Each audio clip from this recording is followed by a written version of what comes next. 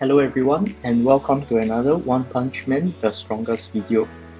Today we'll be looking at pretty much a summary breakdown of whatever we went through so far for your basic training. So we'll start from the left side. On the left you will have your training center. So if let's say you do not know how to max out your training center, you can actually take a look at my goal, how to spend your goal guide, where I talk about how to actually max your training center. Then the next one will be your laboratory that can be found over here. So your cores are made up of two parts, your active core on here and your passive over here.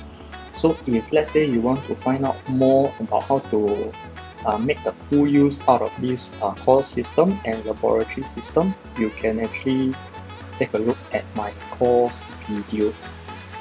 Then for home request itself, this one can be found on my Dailies video. Then for figurines wise, it will be under the gold video, how to spend your gold video. So basically you want to keep enough gold, so when you are able to max out your figurine, you can just start up the characters. For home party itself, this one can be found under my diamond guide. So this one is a free source of gem, so basically you just go ahead and join the party, and once you have collected the gift, just select the player and return back to your home. Then for summoning wise, this one I actually did a video on it where I talk about which characters that you should go for and which characters that you might want to skip. This one can be found under my limited SSR video. Then next we'll be looking at Saitama on the bottom. So Saitama wise, what you want to do is you will actually clear the quest over here daily. So ideally you will actually want to hit your daily target of the push up, sit up, squat and run. And once you have done this, you can collect 5 of these Saitama talent, and from there you just use it up over here. Next we will be looking at the dailies. So daily wise, you can just go ahead and clear all the dailies except for this awakening trial. So if let's say you want to see more on this explanation, you can actually view my dailies video. Next we will be looking at Club War. So Club War, I have also done a video on it. So basically you want to have your strong team 1, it can be team 1, 2 or 3, doesn't matter, as long as you have your strongest team on one of these 3 teams. Then the other teams you can actually set it as a weak team. This is because you actually want your buildings to be able to last as long as possible. And if let's say you are not part of the buildings team itself, your team can actually take out one of the opponent's main team, which will make winning the club wars easier.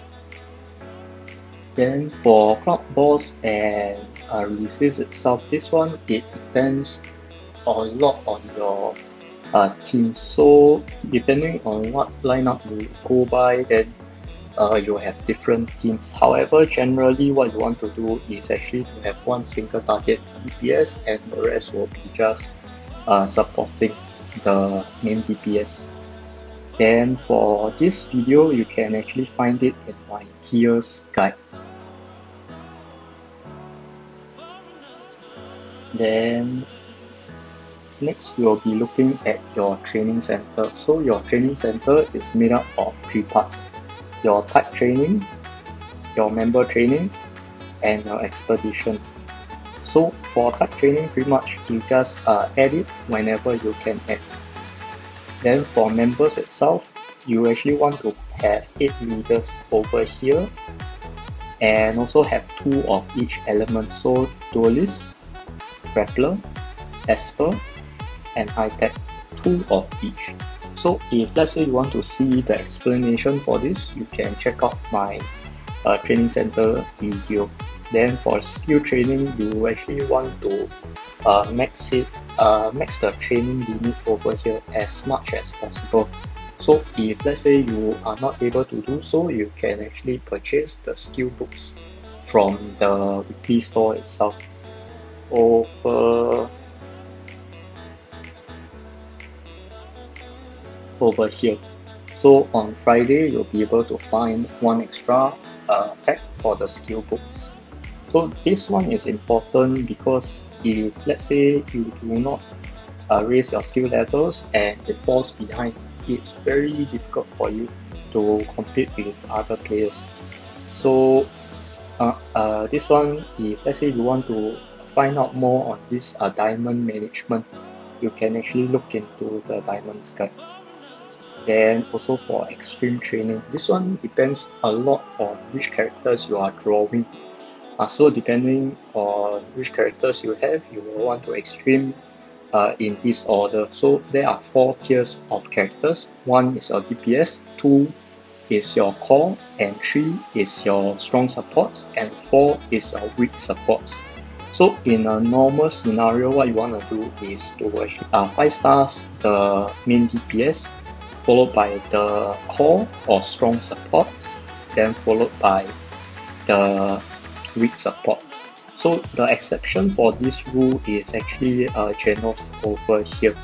So Genos, you can actually just start it up to 4 and focus on your other DPS.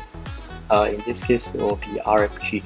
It will be the better option because for Genos, the 5 stars is not very helpful.